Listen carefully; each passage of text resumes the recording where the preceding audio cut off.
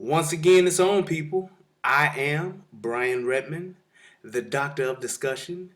This is the Relationship Rehab, and you have tuned in to another life letter from the Your Secret Garden.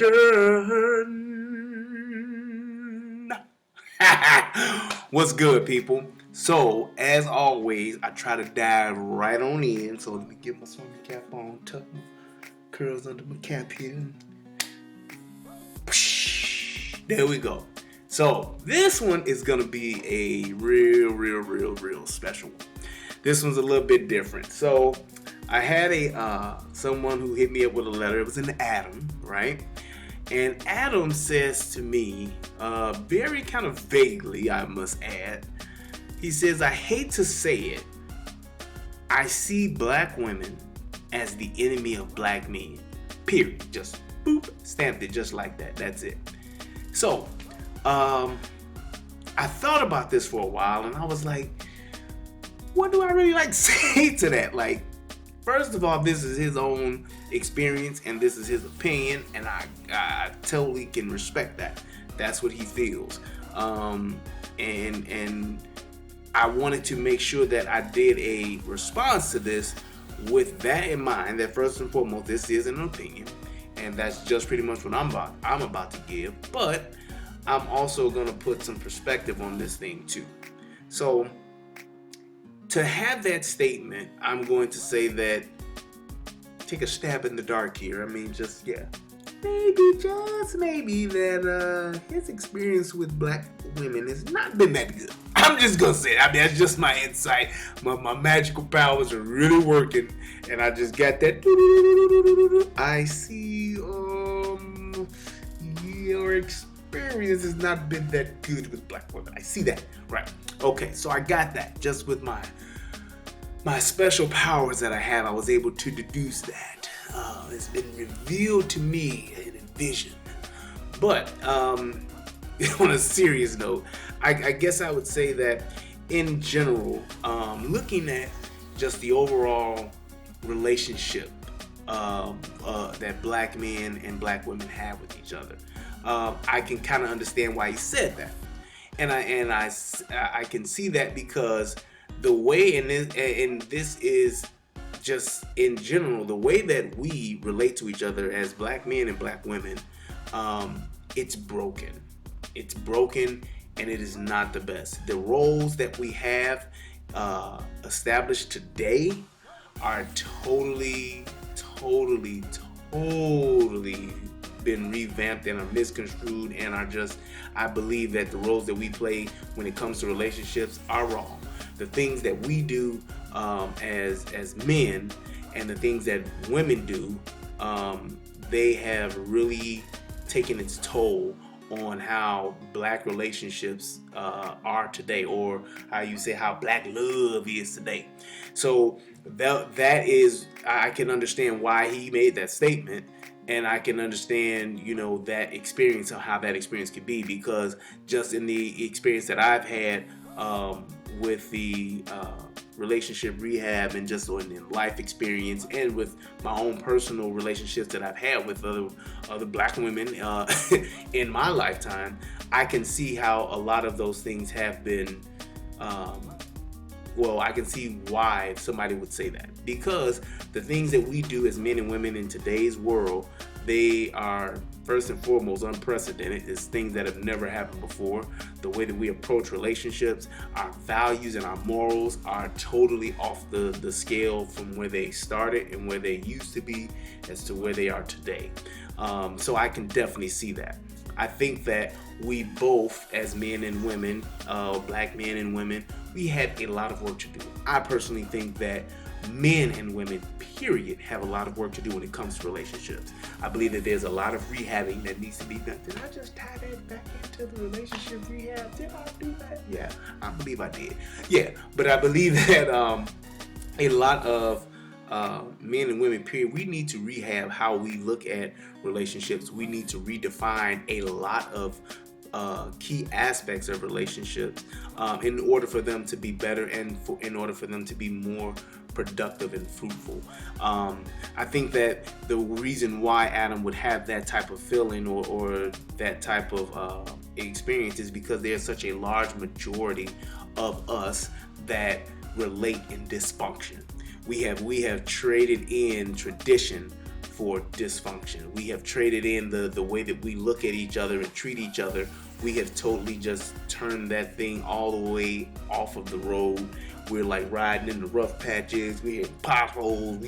We have just went off of the rails when it comes to how we treat each other and our morals and our values that we have today. They are nothing like they used to be. And that has taken a toll on how our children are raised. It's taken a toll on how our children, when they grow up, what they will become. It has a huge impact on that. So I believe that is the number one thing that we need to really recognize, is that we need to change the way that we relate to each other. And that's one of the reasons why I do what I do. That's one of the reasons why I have the platform that I have, because I want people to see that there is a different way to be.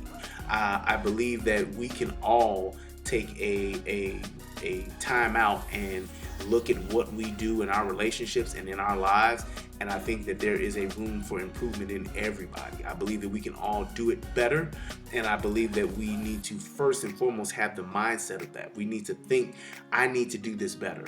You know what I'm saying? And that's one of the things that I think about all the time. It's like, how can I be a better husband, a better friend, a better brother, a better uncle? I think about that. So I want everyone to think like that, because if we can constantly think that way, then that is how we can truly begin to become better. You have to first have the thought of and the desire to want to be a better you. Then you can look for the tools that will help you do that. You know, so it's like, and those tools can be different they can be different for everybody. But at the end of the day, there are core things when it comes to morals, values, when it comes to communication, and those type of things that are foundational, that we need to set and say, hey, this is how we do things, and this is why we do it that way. And if you want to question that, you can, but you need to have some true, factual information as to why we need to maybe do something different. That is what I believe we're missing from our relationships. That is what I believe we need to change about our relationships. We have this mentality of you can do whatever you want to do, be whoever you want to be, can't nobody judge you. It's your life, and everybody else needs to get their life, and it's just don't come for me unless I send for you. It's like those type of things that we've seen on TV, on the Love and Hip Hops and all that kind of stuff, and the Real Housewives or whatever the case may be. Those ideas and concepts that we've seen are not what we should have adopted as reality, and we've done that, and that has definitely taken its toll on our relationships and how we as men and women interact with each other and how we treat each other. That's why so many of us are so unhappy. That's why so many of us are divorced. That's why the side chick is winning in today's world, because we've traded in all of those things that were truly good for us and truly bonded us as a people. We've traded that stuff in for just all willy-nilly. This is what it is, and we out here. We doing us, and can't nobody judge me but God. When we started thinking that and believing that and using that and replacing our morals and values with those type of thoughts and ideas, that's when we started to put ourselves in an even worse condition. The other part to that too is a lot of reasons why people may feel that way is because of how we are raised. The way that we raise each other and the way that we are being raised in today's world, it is not the way that it was meant to be. It takes two people, a mother and a father, to have a child. And if it does, it should take a mother and a father to raise a child. The thing and the idea and the concept that we've embraced of saying we don't need a daddy or we don't need a mama, whatever the case may be, and it's more so, I'm gonna call it what it is, it's more so of us saying that we don't need the daddy in the house because we can just have a baby daddy, we can just have a sperm donor, or we can just have a check, a child support check. That has ruined our family structure, and we need that balance. That's why you need two. I said two, that's four. That's different. That's a different conversation actually. But you need two. You need two parents in the home, because what those two parents do, what that mother and that father does, They bring logic, they bring structure, they bring nurturing, they bring caring, they bring discipline, they bring unconditional love, and it has to work together. So when you only have one, what happens is that one becomes a dictator. That one becomes autonomous to where no one can challenge, no one can. Was autonomous the right word? Complete autonomy. Yes, that was the right word. So that one person is that ruler. That one person becomes like God. There is nobody that can challenge that one person. Problem with that is that one person is not 100% able to deal with the aspects of those things that happen in life, and is not well equipped mentally, is not equipped emotionally to be able to raise a child, which most people ain't. That is the problem, and that person tends to let bad habits, bad ideas, and bad thoughts trickle down into their children, and those children perpetuate those things. So it's like that whole idea, if you can't teach a boy to be a man, you sure can't. And a man can't teach a woman, a lady, how to be a woman. You know what I'm saying? But together, with a mother and a father, you can bring it together, and you can do both. So it's like that's a definite thing as to why I can say I understand why Adam is saying what he's saying, is because our men and our women have lost their way when it comes to being raised. So that's definitely something that needs to change. So I guess this is kind of like a food for thought response. It's like those are the things that we're kind of like missing. And I would say, as far as a solution for you, Adam, those are the things that you need to look for. You find a woman, you find a black woman or whatever the case may be, see if she has both parents, because there is a very small percentage, but there's still a small percentage of women that are being raised in loving, caring, dual parent homes where you got both, they're raising them right, and you can definitely tell by that, and it's like, that's something that you can definitely, see. I just did a video a few minutes ago about telling somebody else to make a list. Put that on the list. You know what I'm saying? Make a list and say, hey, if I have a list, I want, my girl that I'm dating to have both parents. You know what I'm saying? That's stuff that we need to start looking for to see what kind of home our girlfriends grew up in. Women, the exact same thing. See what type of home your boyfriend to be grew up in. Just because he wearing the right kind of shoes and he got the right kind of car, that don't mean that he's the right kind of man. So it's like, see what his family is like. See where he comes from, because that will greatly dictate who he's going to be. And I know there's some idiot saying, well, it don't matter who you is, it's all about the person, what the person chooses to do. That is such a small percentage of people that can actually change and break those cycles. It's so small that it's not even worth even talking about. In general, when you're talking about who a person is going to be, that person usually replicates what their home environment is. They will duplicate that, they will become that, because those odds are stacked against them to break away from that. There is a small percentage that will, but in general, most of them won't.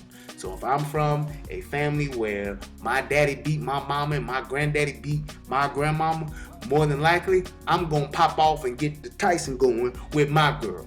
That's just what it is that I know. That's the environment I grew up in, and that is the behavior I will tend to duplicate. It's a natural fact. That's what you do. Because that woman that grew up and her mama got beat, her great grandmama got beat, and her grandmama got beat, they'll be like, oh girl, that's just me, that's just how things is. That's just how I go. And you even equate that to say, well, if he don't beat you, he don't really love you. So it's like, those are the things that you have to really watch out for and see where a person comes from. Ask about a dude's grandmama. Ask about a woman's grandfather. Ask them where those people are in their life, and that'll give you some insight as to say, well, this person is used to having men in their life. She's used to having and being around male energy. You know what I'm saying? Because if they're not, then that's something that they're going to definitely they will not be equipped to handle it. And that causes problem, it causes friction, and it causes you being on Judge Mathis or on Judge Judy or some judge show talking about, Your Honor, what happened was she would never let me do what I need to do to be a man. And she like, yeah, he wasn't no man, no way, because he ain't out taking care of his responsibility. And you go back and forth. So that would be my response to that.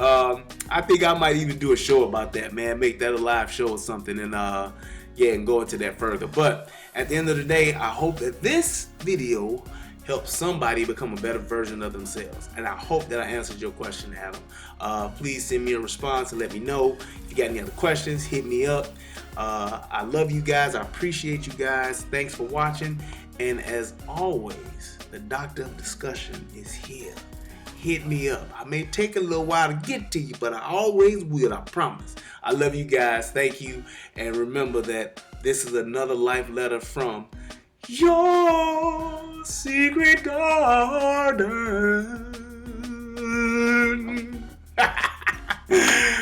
Peace.